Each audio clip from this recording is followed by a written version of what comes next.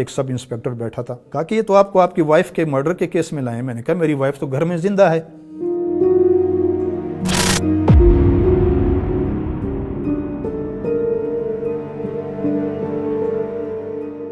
मेरा नाम जहांजेब है और मैं खिलजी कबीले से मेरा ताल्लुक़ है। 1985 में मैं बतौर सीनियर कलर कस्टम में अपॉइंट हुआ और 1988 में मैंने डिपार्टमेंटल एग्ज़ाम प्रमोशन बरा इंस्पेक्टरी मैंने क्लियर किया और उसके बाद मैं इंस्पेक्टर के ओहदे पे फाइज हुआ। बड़े केसेस भी हैं जो मैंने अपने इमीडिएट बॉस आशिर अजीम साहब की मौजूदगी में हम दोनों ने बहुत बड़े बड़े रेड किए, जिनमें सबसे बड़ा केस मेरा जो है ना ये शराब का केस है, जो मैंने एक ऑयल टैंकर पकड़ा इमाम बिल जिनका ताल्लुक़ तुर्बत से है।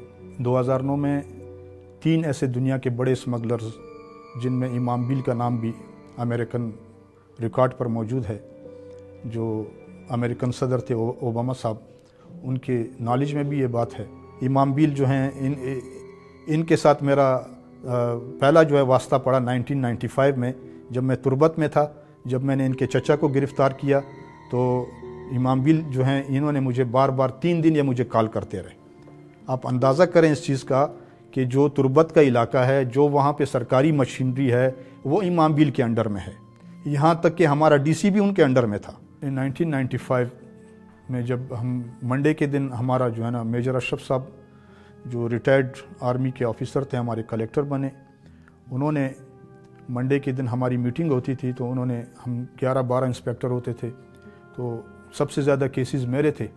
मेजर अशरफ साहब ने जब ये टास्क दिया, हम सबको ही दिया तकरीबन, लेकिन अल्लाह ने मेरी किस्मत में लिखा था ये। तो मैंने जब इनको पुलिस वालों को 3 जून 1995 को अरेस्ट किया, सुबह का टाइम था, फजर की नमाज़ पढ़ के मैं घर से निकला था और जो है ना मुर्गीबंद का इलाका है, यहाँ जब मैंने दूर से देखा तो एक पुलिस की गाड़ी और एक ट्रक आ रहे थे। तो मैं ये समझा कि पुलिस की गाड़ी, क्योंकि वो इस तरह चूंटी की तरह रिंगती हुई आ रही थी, क्योंकि आम रूटीन में पुलिस वाले भी सारी नाइट जो है वो पेट्रोलिंग पर होते हैं। तो एक ट्रक बहुत स्पीड आ रहा था, तो मेरे पीछे जो मेरी गाड़ी थी, तो उनको मैंने वायरलेस पे कहा कि आप रुक जाएं। तो वो सामने जो ट्रक आ रहा था उसको मैंने लाइट दिए और अपना जो है ना ब्लू लाइट मैंने ऑन किया रूफ़ का, और ये ट्रक वाला इतने स्पीड आ रहा था कि इसने जो है ना मेरे इशारे को भी उसने नहीं देखा और जो है ना उसने मेरे को क्रॉस किया। आगे एफसी का चैन था, इस ट्रक ड्राइवर ने उस एफसी के चैन को भी हिट किया। तो जब मैंने अपनी गाड़ी रोकी और अपनी पिछली वाली गाड़ी को मैंने कहा कि इसको चेस किया जाए, जब ये हमारे कस्टम बलेली चैन से कुछ ही फासले पीछे थी, जब मैंने इसको रोका और मैंने इसको प्रॉपर चेक किया तो पता चला कि इसमें सारा पुलिस का स्टाफ बैठा है। इतने में वो पुलिस की गाड़ी भी मेरे पीछे आ गई, उसमें SHO फारूक साहब थे। तो हालांकि उसके शोल्डर्स नहीं लगे हुए थे, मैंने कोई उसे सिपाही समझा। तो उसने कहा कि ये गाड़ी हमने पकड़ी है। तो मैंने कहा आप कहाँ से पकड़ के ला रहे हैं? कहा कि जी जंगल पीर अलीज़ई से। तो मैंने कहा आप लोग इतने बहादुर लोग हैं, जंगल पीर अलीज़ई एक रेड जोन है, वहाँ पे जितने भी पाकिस्तान के कहें या बलूचिस्तान के कहें जितने भी क्रिमिनल्स हैं वो उस एरिया में जाते हैं, और कोई भी वहाँ पर जाने के लिए, रेड करने के लिए किसी तरह की कोई एजेंसी सिवाय आर्मी और FC के, वहाँ हम जैसी एजेंसियाँ हम वहाँ पे नहीं जा सकते हैं। तो मैंने कहा आप अकेली जो हैं, अकेली गाड़ी के साथ आप इतने बड़े ट्रक को पकड़ के ला रहे हैं। बहरहाल जब मैंने चेक किया तो उसमें जापानी एयर कंडीशन था, 79 नंबर्स समथिंग इस तरह कुछ होगा, और जो है ना उसमें कोई 150 लेडीज़ जापानी थान कपड़ा था। तो ये मुझसे इन्होंने लड़ना झगड़ना शुरू कर दिया। तो बहरहाल मैंने मेजर साहब को वायरलेस किया, तो मेजर साहब ने मुझे कहा कि इसे आपने जाने नहीं देना है। तो उन्होंने मेजर साहब ने SSP आबिद अली नुतकानी साहब को भी कॉल की, वो भी मौके पे पहुंच गए। जब उन्होंने सारा माजरा देखा तो मुझे कहा कि आप इन्हें अरेस्ट करें, क्योंकि आबिद अली नुतकानी साहब का अपना एक इमेज था, अपना उनका एक रिकॉर्ड था। तो उन्होंने SHO साहब से पूछा कि आप CIA में हैं, आपने म्यूनिसिपल एरिया कैसा छोड़ा कोयटा का? क्योंकि ये एक बहुत ही अहम चीज़ है, समझने की बात है कि CIA पुलिस का स्टाफ जो है वो बग़ैर SSP के आर्डर के वो सिटी नहीं छोड़ सकते हैं, क्योंकि जंगल पीर अलीज़ई ये अफ़गानिस्तान बॉर्डर के करीब है, चमन के करीब है। यहाँ जितना भी स्मगलिंग का सामान होता है, चाहे असला है, चाहे जो कुछ भी है, वो यहाँ पे आके डंप होता है, और यहाँ से स्मगलर्स जो हैं फिर इसको फर्दर कोयटा तक पहुँचाते हैं या पाकिस्तान के दूसरे इलाकों में वहाँ से रास्ते निकले हुए हैं।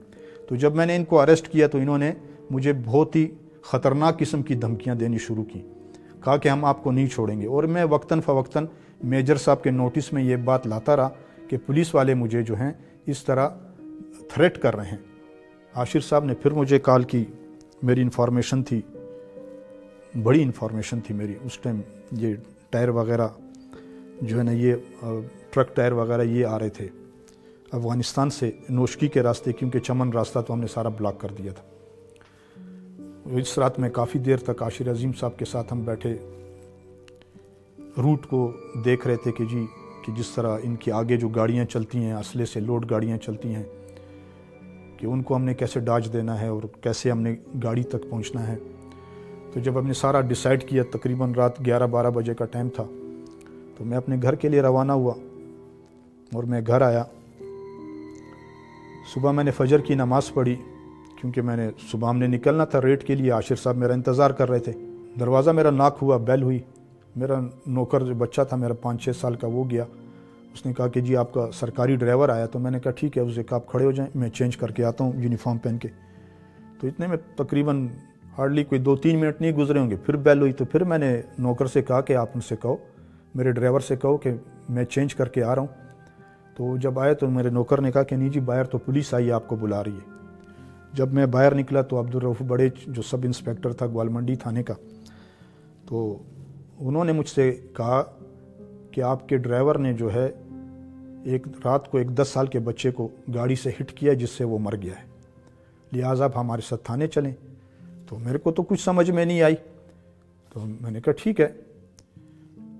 تو کیونکہ میرے ساتھ 2 ڈرائیور ہوتے تھے، میرے ساتھ 2 گاڑیاں ہوتی تھیں پیٹرولنگ کے لیے، میرا ایک ڈرائیور آیا تھا، دوسرا ڈرائیور میں یہ سمجھا شاید وہ راستے میں آ جائے گا یا میں اسے وائرلیس کروں گا۔ تو بہرحال میں عبدالرؤف بڑیچ صاحب کے کہنے پر میں ان کے ساتھ چل پڑا، میرا سرکاری ڈرائیور بھی میرے ساتھ چل پڑا۔ جب ہم قائد آباد تھانے پہنچے تو میں لاک اپ کی طرف گیا، تو مجھے عبدالرؤف بڑیچ کہہ رہے ہیں کہ آپ کہاں جا رہے ہیں؟ میں نے کہا میں دیکھ رہا ہوں یار، میری گاڑی، تھانہ تو یہی آپ کا ہے جو حدود ہے، اس میں تو میری گاڑی مجھے دکھائی نہیں دے رہی ہے۔ تو ڈرائیور شاید لاک اپ میں ہو، تو میں اس سے ذرا ملتا ہوں۔ بولا نہیں آپ ہم چلیں ڈی ایس پی صاحب کے کمرے میں بیٹھتے ہیں۔ D S P Sohail Ahmed Sheikh تھا۔ تو میں نے کہا ٹھیک ہے، وہاں جا کر بیٹھے تو انہوں نے کیک، پیسٹریاں اور جو ہے نا چائے وائے منگوا دی۔ ہم تقریباً 2 گھنٹے بیٹھے رہے۔ تو میں نے عبدالرؤف بڑیچ سے کہا کہ یار 2 گھنٹے گزر گئے ہیں، میرا ڈرائیور کہاں ہے، وہ بچہ کہاں ہے جس کو انہوں نے ہٹ کیا گاڑی سے؟ کہا کہ بس آپ ایک 10 منٹ بیٹھیں، ہم ابھی 10 منٹ میں آتے ہیں۔ تو وہاں جمیل نام کا ابھی تک مجھے یاد ایک سب انسپیکٹر بیٹھا تھا، وہ مجھے دیکھ کر رو پڑا۔ تو میں بڑا پریشان ہوا، میں نے کہا آپ کیوں رو رہے ہیں؟ وہ باقاعدہ اس کے آنسو نہیں رک رہے تھے۔ تو اس نے کہا کہ یار آپ کو پتہ ہے کہ یہ کس کیس میں آپ کو لائیں؟ تو میرے تو بدن کے بال کھڑے ہو گئے۔ میں نے کہا کس کیس میں؟ کہتے یار آپ 2-3 گھنٹے سے یہاں بیٹھے ہیں، لیکن میں آپ کو جج کر رہا ہوں۔ سمجھ گیا کہ ایک آدمی نے کسی کا مرڈر کیا ہو وہ اتنا ریلیکس نہیں بیٹھ سکتا ہے۔ میں نے کہا آپ کیا بات کر رہے ہیں؟ کہنے کا مقصد، کہا کہ یہ تو آپ کو آپ کی وائف کے مرڈر کے کیس میں لائیں۔ میں نے کہا میری وائف تو گھر میں زندہ ہے، میں تو ابھی اب 1-2 گھنٹے پہلے جب گھر سے نکل رہا تھا، میرا چھوٹا بیٹا، میں نے کہا 4-5 سال کا، وہ میرے گود میں تھا، سمجھ گئے، وہ میں نے نوکر کے حوالے کیا، میری وائف تو زندہ ہے۔ تو پھر میں نے عاشر صاحب کو کال کی، میں نے کہا سر ادھر تو ماجرا ہی انہوں نے کچھ اور بنایا ہوا ہے، یہ تو میرے خلاف انہوں نے پتہ نہیں کیا کھول دیا انہوں نے۔ تو پھر عاشر صاحب نے کلیم امام صاحب جو اس ٹائم شاید آئی جی ہیں، اس ٹائم وہ کوئٹہ کے ایس ایس پی تھے، ان کو کال کی، ان کو کہا کہ یار یہ کیا ہے، ہم نے جانا ہے کسی ریٹ پہ، آپ کیا ہے کیا مذاق کر رہے ہیں کہ ایک بندہ رات 11-12 بجے تک میرے ساتھ بیٹھا رہا، ہم پلان کرتے رہے اور اس نے جو ہے 2-3 گھنٹے میں مرڈر کر دیا، اور پھر جو ہے وہ مرڈر کر کے گھر میں بیٹھا رہے گا، یہ آپ لوگ کیا کہہ رہے ہیں؟ تو کلیم امام صاحب نے کچھ رپلائی کیا ہوگا عاشر صاحب کو۔ تو بہرحال کوئی 1 بجے کا ٹائم تھا، یہ مجھے جو ہے نا اپنی پرائیویٹ گاڑی میں پولیس والوں نے بٹھا کے گوالمنڈی تھانے لے آئے، وہاں پہ لائے اور میرے پہ ایف آئی آر کاٹ دی، اور مجھے کہتے رہے کہ دیکھیں ہم آپ کو 2-3 سال سے سمجھا رہے تھے، لیکن آپ کو ہماری بات سمجھ میں نہیں آ رہی تھی، آپ اتنے بڑے بڑے لوگوں پہ ہاتھ ڈال رہے ہیں، آپ نے ہمارے لوگوں کو اریسٹ کیا، ان کی نوکریاں، ان کی زندگیاں آپ نے خراب کر دیں۔ تو میں نے کہا میں نے کوئی غلط تو اریسٹ کیا نہیں، اگر میں نے غلط اریسٹ کیا ہوتا تو کورٹ ان کو ایکوٹ کر دیتا، کورٹ نے ان کو کیوں سزا کی؟ تو بہرحال انہوں نے مجھے 17 دن ریمانڈ میں رکھا۔ اس دوران انہوں نے مجھ پہ پریشرائز کیا، انہوں نے مجھے نکاح نامے کے لیے، انہوں نے مجھے یہ کہا کہ جی آپ 1.5 لاکھ روپے دیں، ہم آپ کا نکاح نامہ بناتے ہیں۔ تو اس سے بات ظاہر ہے कि वो औरत मेरी बीवी नहीं थी। उसके बाद इन्होंने जो है ना मौलवी अब्दुल बाकी नाम का कोई था, उसको ले आए मजिस्ट्रेट के सामने, स्टेटमेंट रिकॉर्ड किया तो मौलवी साहब ने कहा कि मैं तो इस बंदे को पहचानता ही नहीं हूँ। आज भी वो स्टेटमेंट सुपीरियर कोर्ट्स के रिकॉर्ड पर है, लेकिन हाई कोर्ट और सुप्रीम कोर्ट ने 164 के स्टेटमेंट को बिल्कुल ही इग्नोर कर दिया। मैं रिमांड में था। इनके साथ एक क्लर्क था जान मोहम्मद नाम का, जो मेरा बहुत अच्छा दोस्त था डीसी साहब के ऑफिस में। जब ये अब्दुल रऊफ बड़ेज FIR लेकर आया और उस FIR में उसने 32 बोर वेपन रखा हुआ था और वो परेशान था। जान मोहम्मद ने कहा कि जब मैंने FIR पढ़ी तो मैंने उसमें आपका नाम पढ़ा, तो मैं बड़ा परेशान हुआ कि ये पिस्टल भी लाया है और FIR भी है। जब वो डीसी साहब के कमरे में गए तो जान मोहम्मद ने कहा कि मैं भी 1 मिनट के बाद चला गया कि मैं देखूं माजरा क्या है। जब मैं गया तो डीसी साहब ने वो पिस्टल उठा के दीवार से मारा और उसने अब्दुल रऊफ बड़ेज को बड़ा डांटा कि तुम्हें शर्म आनी चाहिए कि वो हमारा कुलीग है, एक सरकारी मुलाजिम है और आप उसको फंसाना चाहते हो, आपकी क्या दुश्मनी है उसके साथ। वो मेरे इस पिस्टल का लाइसेंस बनाने के लिए डीसी साहब के पास गया। आप अंदाज़ा करें, और जो आई विटनेस बनी वो मकतूला की माँ बनी, क्योंकि इनका पूरा ख़ानदान ही क्रिमिनल है। वो तो कोर्ट के सामने आ गया सब कुछ। वो ये बनाया था कि इस खातून ने ये कहा कि मेरी मकतूला बेटी और मैं और एक छोटी बच्ची हम एक घर में रह रहे थे, बाकी बच्चे हमारे जो 2 बेटे हैं और 4 बेटियां हैं वो दूसरी गली में दूसरे घर में रह रहे थे। लेकिन जब क्रॉस में आया, जब मेरे वकील ने उससे क्वेश्चन किया तो उसने कहा नहीं जी, सारे बच्चे मेरे साथ ही रहते हैं। अच्छा जी, बात तो ख़त्म हो जाती है यहाँ पे। लेकिन उन्होंने आगे जो इंकशाफात किए हैं कि मकतूला का जो पहला शौहर है हारून नाम का, जो कोयटा से तकरीबन 20-25 किलोमीटर एक कुचलाक का इलाका है, वहाँ पे वो अपने कबीले का मलक है, मलक बाज मोहम्मद, जो इस टाइम फौत हो चुके हैं, उनका बेटा हारून था। ये मकतूला उसकी बीवी थी और मकतूला की माँ ने अदालत में हल्फिया कहा है कि मेरे दामाद हारून ने मेरी बेटी को तलाक नहीं दी। जब इनके पास प्रोसिक्यूशन ने ना निकाहनामा पेश किया, उसका पोस्टमार्टम नहीं होने दिया, आला कत्ल जो है वो मकतूला के भाई के पास है, आज भी ऑन रिकॉर्ड है, उसने एक्सेप्ट किया है अदालती बयान पर। 32 बोर वेपन इसमें यूज़ हुआ है। गाड़ी का कहते हैं कि जी ये गाड़ी में आया था रात के 4 बजे। ये गाड़ी इन्होंने मेरे कस्टम इंस्पेक्टर नेमतुल्लाह काकड़ से 10 लाख रुपए में ख़रीदने की कोशिश की। जिस तरह इन्होंने FIR में मकतूला को मेरी बीवी ज़ाहिर की गई है, मैं ना कभी मकतूला से मिला, ना मैं इससे जानता हूँ। वो किसी भी स्टेज पर जो है ना ये साबित नहीं कर सके कि मकतूला मेरी बीवी है। हालांकि आज भी मेरी बीवी जो है ना वो ज़िंदा है। एंटी टेररिस्ट कोर्ट पे मेरा केस चलाया गया। इस तरह फिर मैं एक्विट कर दिया मुझे कोर्ट ने बाइज्जत तरीके से। मैं 1 साल कोयटा में रहा, कोयटा जेल में रहा। वहाँ जिस तरह तकलीफ़ात, जो परेशानियाँ मैंने देखी, घर भी नहीं पहुँचा था कि साबिक हमारे काबिल एहतराम चीफ जस्टिस इफ्तिखार मोहम्मद चौधरी साहब की तरफ से मुझे नोटिस आया कि जी आप 8 तारीख या 7 अगस्त को जो है, मैं 4 अगस्त 99 को एक्विटल हुआ मेरा, और 7 या 8 अगस्त को मुझे दोबारा हाई कोर्ट में बुलावा आ गया। जब मैं वहाँ पर गया तो इन्होंने एक एप्लीकेशन जिसमें मेरे खिलाफ ये इल्ज़ाम लगाया गया कि जी मैंने जज साहब को पैसे दिए हैं। अल्लाह का करना ये हुआ कि जिस जज साहब ने मुझे एक्विट किया था वो जज साहब को चौधरी इफ्तिखार साहब ने नौकरी से बर्खास्त कर दिया।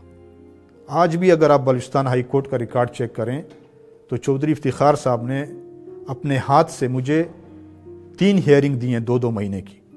6 महीने की मुझे हियरिंग दी और 6 महीने के बाद चौधरी इफ्तिखार साहब सुप्रीम कोर्ट ट्रांसफ़र हुए और मुझसे प्रॉमिस किया कि मैं आपकी मुलाजमत बहाल कर दूंगा।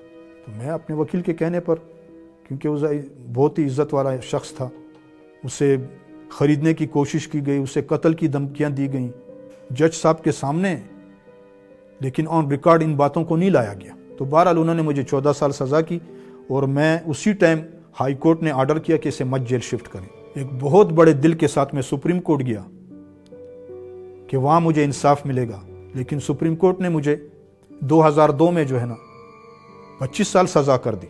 लोग ये पूछते हैं कि आप उम्र कैद में गए तो आपने कैसे 12 साल में सज़ा पूरी की?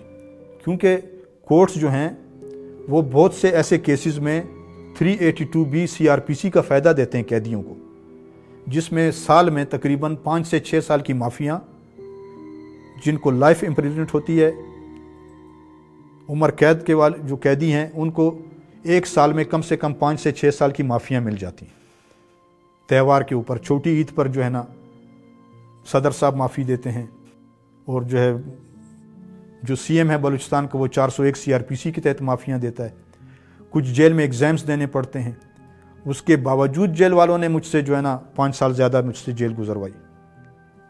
آج میں 22 سال سے انصاف کی تلاش میں ہوں. جو میرے اپنے ڈیوز ہیں، جو میری 15 سال کی سروس ہے، وہ مجھے نہیں دی جا رہی ہیں. ابھی حال ہی میں FST فیڈرل سروسز ٹریبونل نے میرا فیصلہ دیا، صرف میرا GP فنڈ ریلیز کیا. چیئرمین صاحب نے ہیڈ کوارٹر کو لکھا کہ اس کی سیلریز، اس کے جتنے بھی ڈیوز ہیں وہ سبمٹ کیا جائے، لیکن ہیڈ کوارٹر نے آج 6 مہینے ہو گئے وہ سبمٹ ہی نہیں کیا، اور FST نے میرا فیصلہ دے دیا. ابھی مجھے مجبوراً سپریم کورٹ جانا پڑا. نہ میرے پاس اتنے وسائل ہیں، نہ میرے پاس اتنا پیسہ ہے. میں کبھی اوبر چلاتا ہوں، میں کبھی کریم چلاتا ہوں اپنے بچوں کا پیٹ پالنے کے لیے.